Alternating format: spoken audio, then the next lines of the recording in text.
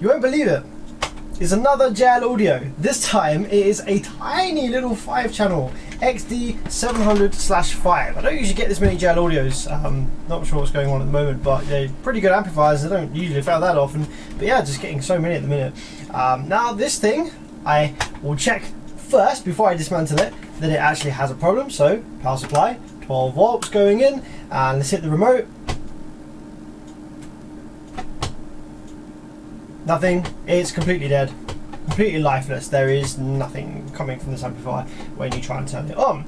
So I suspect we're going to have some very compact Class D type of stuff going on in here for all channels, I would imagine. Like having a little 5-channel in such a tiny package with these power ratings has got to be Class D. And the fact that this amplifier is not turning on at all is actually kind of good, potentially, because it means that the issue might just be something simple with the remote turn on circuit or the power supply, and all of the complicated Class D architecture stuff might be okay on the output side. So let's pop it open and see what we got. Okay, slide the back plate off like so over the RCAs, and as with most JL Audios, we have this huge kind of daughter board that is housing all the preamplifier and also some of the remote turn on circuit as well. These amplifiers have 3 different ways of turning on. You can either have it turn on via the 12-volt remote, you can either have it turn on by sensing audio signal, or you can have it turn on via sensing a DC offset, which is what's used by factory head units and stuff like that. So you can power it up without needing to run a remote line from any 12-volt switch source if you're integrating this into a factory system. I already recognise part of this circuit. This is going to be using IRS 2092s, I think, in the output section for these. This is very similar circuit to a 24-volt 8-channel JL Audio that I repaired recently. Okay, always good to do a visual inspection first. A visual inspection can go a long way. So yeah, this is one of the preamplifier board. Got all the op amps here for the preamplifier for each of the channels. You have this additional daughter board, or like granddaughter board, I guess, which just has the potentiometers on it and a couple of switches there that go into these headers. You have a programmable IC, a PIC over here. Now that's interesting. That might be what controls this whole circuit. It might be what controls the turn on, the output switching frequency, all kinds of things you can program in. This is actually the same, or the same family of PIC that are used in the Brazilian amplifiers, the likes of the Sound Digital and all of the ones made in China now, and I think also the new Tar amps as well. Couple of headers here for JL Audio internal use, probably for programming the PIC. Actually, yeah, almost definitely for programming the PIC there on the board. There's another granddaughter board here, which hasn't come out because it has some kind of plastic covers over these potentiometers, plastic knobs that yeah, will just come off here, as you can see under there. So just put those safely to one side, put those back on later. And this board actually has a lot of preamplifier stuff on it, lots of op amps and stuff. So moving on to the main board, the drive ICs will all be underneath on the bottom of this PCB. This here is a heat spreader slash clamp, and this is clamping down all of the output MOSFETs, which are very small surface mount MOSFETs. You have one high side and one low side per channel, and they're clamping those down on the PCB, acting a bit like a heatsink but also a heat spreader. And on the underside of the PCB you'll have some thermal interface that then leads to the case and the heatsink. We have our rail capacitors, we have a little auxiliary supply circuit here. So this is the main power supply, this transformer taking 12 volts turning it into rail voltage. You also have a secondary transformer over here with a single MOSFET that drives it, a Z44N in this case, and that generates a bunch of supply voltages like plus minus 15, 12 volts, 5 volts and stuff like that after it. And you got some rectifier diodes down here by the transformer, probably for rectifying the AC out of this transformer. And then power supply FETs underneath this, and the main rectifiers will be under here as well for the main rail. So from a quick first glance, there's no visual damage on this board. So occasionally you can have bad contacts on these headers that cause, you know, a loss of signal through from the header to the next. So I'm going to go ahead and take these granddaughter boards out just to make it a little easier to put this in and out, just so we can get the PIC connected back up to the main board. I'm going to try powering it again just to see whether kind of lifting and placing back this daughter board makes any difference to whether this has life or not. Okay, so I'm just going to check if it comes on again, and I'm also going to check for various voltages on these pins of this header here, because if the PIC is controlling the main amplifier, then we should get some changes in voltages on these pins as I apply the remote and disconnect it to, you know, send signals from the main board to the daughter board. So let's just go and see if it tries to power up now that I've reconnected that. Nope, still no life whatsoever. So let's see what voltages we have on these pins as we go along.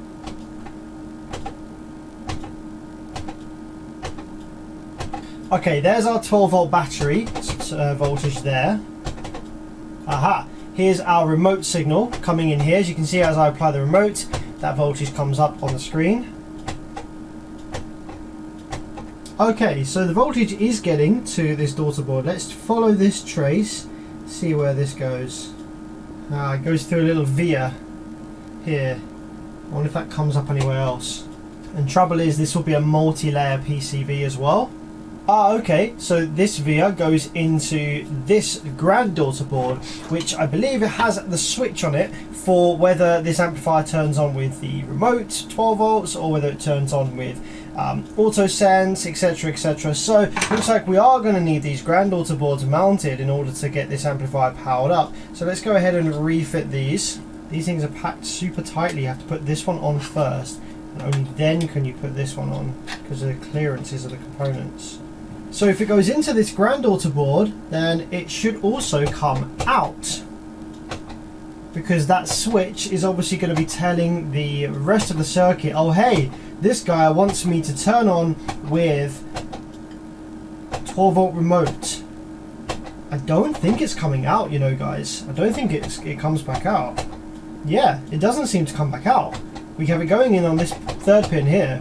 One of the most common things to go bad on these JL amplifiers is actually these switches. So what I'm going to go ahead and do is pull this daughter board out again with the granddaughter boards. I'm going to clean up with isopropyl alcohol all of these switches, because it's possible that the remote signal goes through one of these switches and it's not actually making its way through the board, through the switch properly. So I'm going to go ahead and take some isopropyl alcohol, clean all these switches up, and just see if it makes any difference. So just spray it in there, flick the switch backwards and forwards many times, and repeat for all the switches on here. Okay, so with all the switches cleaned, let's make sure that they're actually on the right position. So turn on mode, remote, yes, input voltage low. Okay, we have actually got a little difference now. So where the 12 volts goes in here, it now does seem to come out on this second pin along as a 2.2 volt voltage on this second pin here, and on this last pin on the end here, it comes out as sort of 9.94. Might need a schematic at this point. I could probably trace like the remote path and the kind of turn on signals and stuff like that on this board, but with it being multi-layer, this isn't just dual layer. This will have like traces in the middle of the PCB that I can't see easily.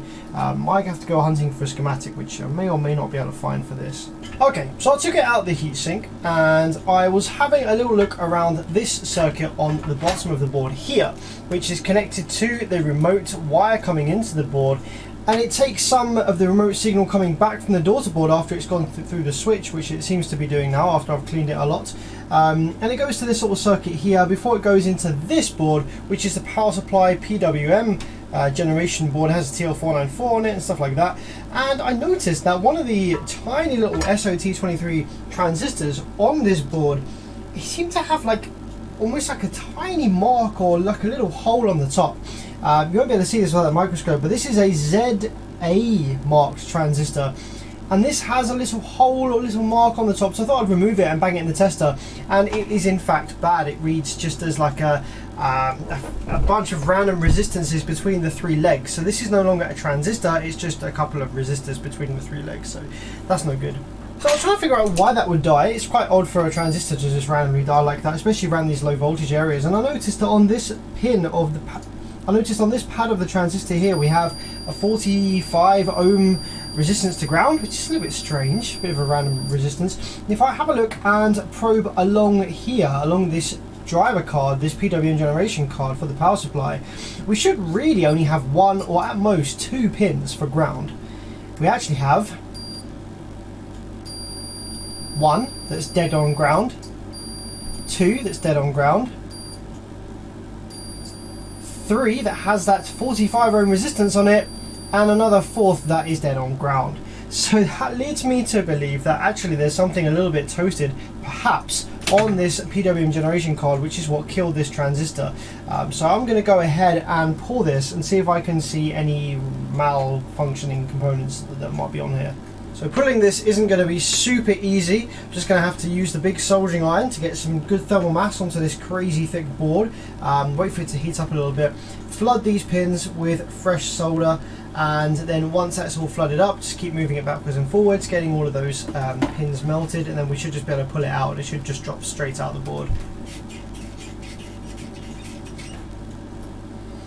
Okay, there we go. The pins are very tight, so you have to give it a bit of a wiggle and a bit of a tug, more than usual. But yeah, no pulled vias, no damaged holes or anything like that, so that's good to go. And we can start inspecting this board. So I'm just going to start by measuring across some of the semiconductor components on here. Typically it will be semiconductor parts that die or that short out. They're the most common ones to fail. So I'm just going to start off by looking for a potential 45 to ground across any semiconductor components. Aha! I can actually already see on this card there is what looks to be a dead resistor. We've got what is that? R745 perhaps? That looks like it might have been a 10 or 100 ohm resistor at some point. Okay, we're still reading 10 across it, but it is definitely visibly burned. Visual inspection is very important. That definitely has got hot at some point. So let's look to see what that's connected to. We have this capacitor here. Both of these capacitors here seem to have, we've got 29 across both of these. Let's see what's on this little IC here. This is 38C40. I don't really know what this is. I haven't really come across this too many times. Yeah, we seem to have that low resistance across a couple of the pins on here. It's more likely to be this chip that's failed rather than the capacitors, or one of the capacitors. But I'm just going to move the caps, shift them over off their pads for a second, just in case it is the caps, but it's more likely to be the chip, I reckon.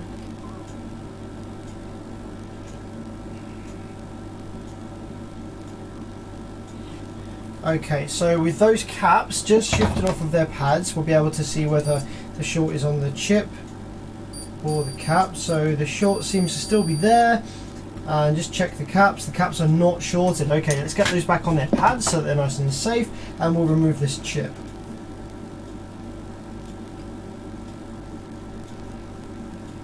that cap just spun round all by itself. Did you see that there? Just with the flux. Now I do have a JL Audio donor board, a HD. It's not the same amplifier by any means, but it is a JL that uses a similar circuit to this, so might be able to find one of these chips on that donor. And the reason I say go to a donor is because we are in silicon shortage at the moment, and lots of these sorts of chips are either discontinued or they are out of stock. So I will check to see if they're in stock first, but we do have a donor if not. With that chip off, let's just see if the low resistance has disappeared. Yeah, it has. So it was the chip there.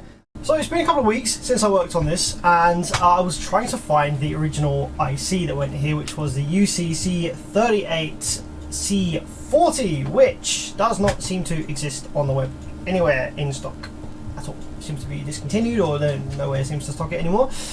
So I had a bit of a problem with that.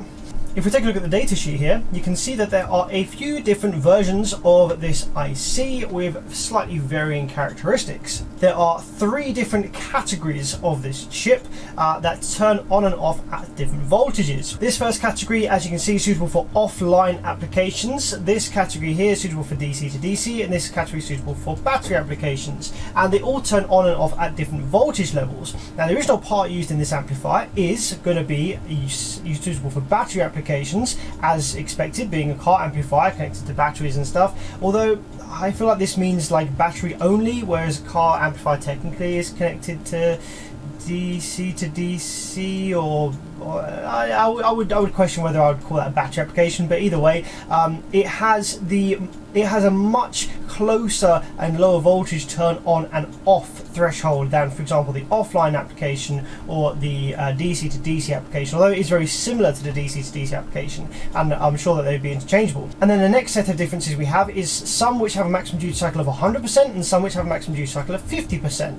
Now that's obviously going to be very important. If this amplifier is using this chip with a duty cycle of above 50%, then using one of the 50% limited ones is not going to work so great. So we will need, as you can see, the original part here, 38C40 is one of the battery application models with 100% maximum duty cycle, and the temperature range here is the lower temperature range. We don't need to be covering -40 to 105 Celsius in a car audio install and a thought, so that's absolutely fine. But like I say, I wasn't able to source this exact part. There were only very limited options of these that were in stock currently available, and it was very difficult to find one that might work in this scenario. The only ones I could find available that should work and I ended up ordering was the UCC28C43. So UCC28C43, this one right here. So you can see that it is in the 100% duty cycle category, same as the original parts. It is a slightly different version. This is the DC to DC application, so the turn on and turn off voltage is ever so slightly different. It's about a volt higher. I'm hoping that that's going to be okay. I imagine that they'll be fine in this circuit. The other difference is that the part I ordered is the high temperature operational range model, which is going to be a benefit if anything. It's absolutely fine. So I'm hoping that that's going to work fine in place of the 38C40. So let's give this a go. Of course, I do still need to replace this resistor R745, which I think looks like it was originally a 10 ohm.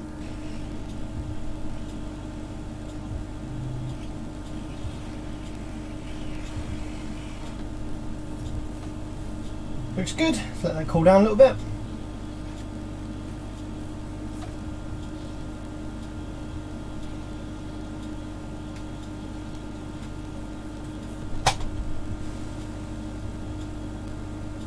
Perfect.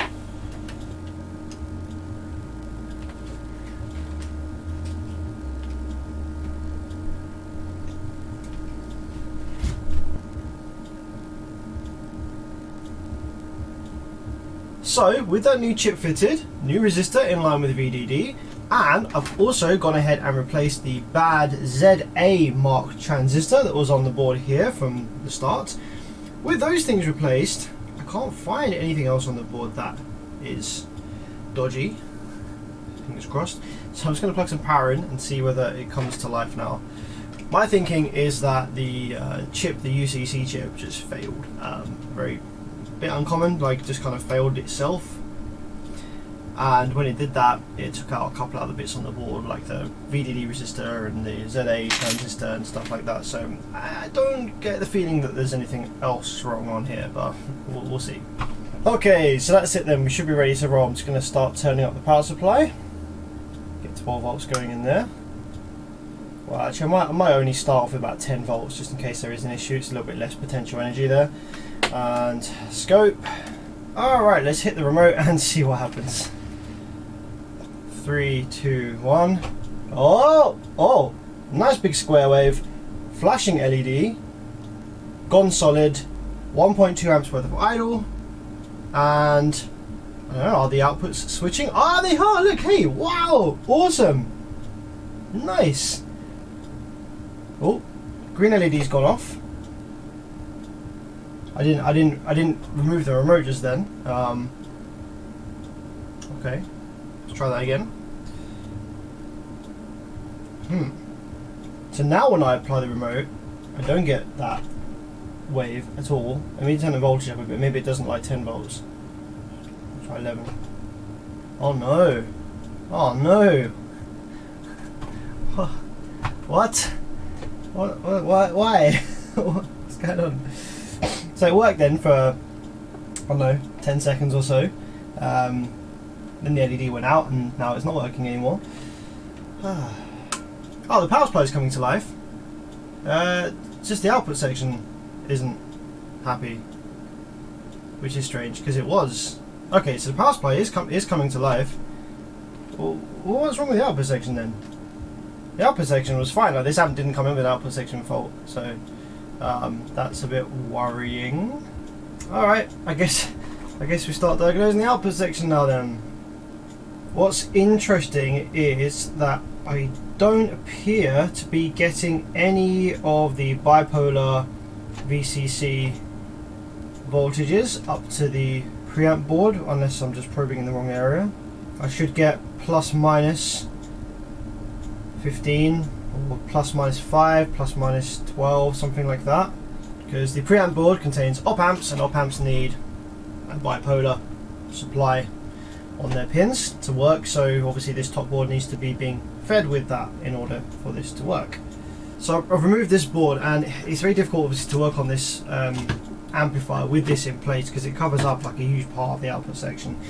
What I've noticed is that when I apply the remote, I get the remote signal from the main board on this pin here, and then it seems to send it back down this pin to the main board. So on the main board, when I apply the remote, I get the remote signal coming up there, but it's not going back through here obviously because that's coming from the daughter board. So I'm thinking I should just be able to put a tiny little jumper in between these two pins here, and then that will send the 12 volts from the remote on to the main board to tell the main board to turn on. So let's see if that does that. Yes, it does. Cool, so the amplifier does now come on without that top board needing to be there, which is great. Saves me a lot of hassle.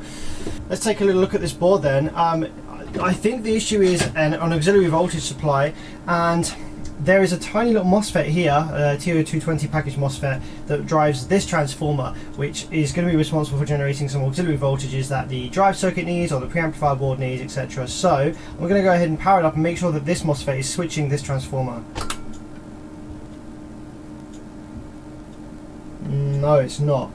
So that's the problem then. That's why this amplifier isn't coming on, is because this MOSFET isn't doing anything. Now, where does this MOSFET get its pulses from? It's possible that it might get its pulses from the chip that we just replaced.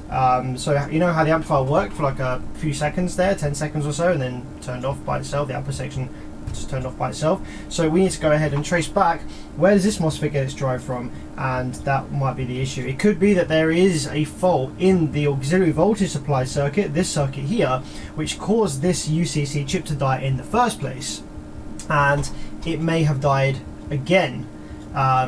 It's very possible, in fact, that it may have died again, because the reason I say that is because on the power supply drive board here, we have a TL494 just down in here.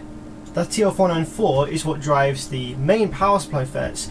However, this little UCC pulse generator, which I think it is likely the thing that's going to be driving this. So if that chip has failed again, it may have failed in a slightly different or less dramatic manner, where it hasn't taken out like the ZA transistor or the 10 ohm in line with VDD. It's just kind of failed to where it's not working anymore. So that's why we're getting the power supply section up and running, but we're not getting this auxiliary supply circuit up and running. So because I ordered a bunch of those UCC chips, I'm actually going to go ahead and replace the UCC chip again, just to see if another one dies. I've got about 5 of them, and they weren't that expensive, so I'm just going to do that as a proof of concept, replace it and see whether that is actually the thing that is dying here and that's causing this. And see, if the amplifier comes back to life again, then we know that it's this chip that keeps dying. Or it could just be, you know how the chip that I fitted was a slightly different variant. It could just be that the circuit doesn't like the slightly different variant of the chip, which is going to be a massive headache because I can't find the original one anywhere. Even if I pay scout prices, it doesn't seem to be available anywhere. So yeah, let's go ahead and remove that chip. I'm going to go ahead and remove it and replace it without taking the whole board out of the PCB, because there was a bit of a headache because it's very high thermal mass, and I can actually quite easily access that here from the top of the board here. I'll be able to do that with the hot air gun very, very easily from the board here without taking it out. Okay, that's that chip out, so we're going to go ahead and drop a bit more flux in there and put a new one in. See whether that changes anything. I'm just going to also, while we're here, check the resistance across the 10 ohm that feeds it with VDD in this case. Yep, still correct.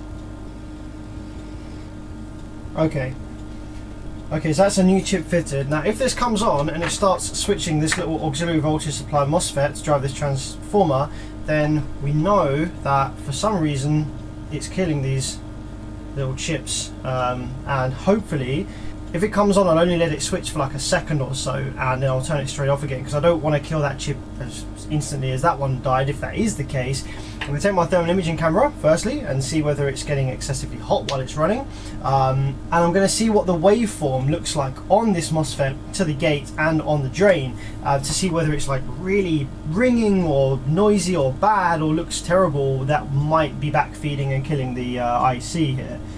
Okay, so we're probing the drain of this MOSFET here that drives.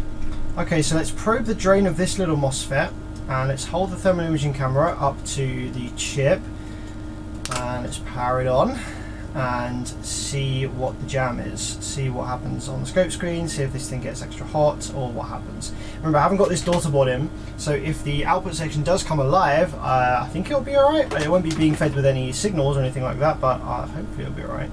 So, okay, let's go. Okay, now it's switching. See that on the scope screen? It is switching now. It's the chip isn't getting particularly hot there. No, seems to be doing all right. Nothing's getting super hot over here actually. The output section isn't active though, even though that MOSFET is now switching. Probably because of the top daughter board not being present. That probably has something to do with the output section coming alive. So it definitely has got something to do with this chip. Like maybe it failed. It was a bad one. So okay, let's put the daughter board back in, which should get the output section up and running, and see if it stays on longer than 10 seconds this time. Now what's annoying is with the daughter board in, I don't really think I can get to this MOSFET to probe it. I want to see if the waveform shape changes at all on there. Okay, I guess we're just going to have to go by the current draw on the power supply, so that when that's up above 1 amp we know that the output MOSFETs are switching, and we can also see a little bit of switching noise on the speaker terminals here as well when that happens. So okay, let's go ahead and power it up and see what happens now. 7 amp, 0.7 amps, here we go, here's 1 amp. Okay, yeah, we have output switching again. Okay, so yeah, it was that chip failed. We have the green light on the amplifier again now. It's come alive. So, will it stay alive? It was about 10 seconds before, wasn't it? So, look, here's the Class D switching noise, you can see on there. So if that disappears, and if the current drops from 1 amp down to like 0.1 or 0.2, then we know that that chip has died again.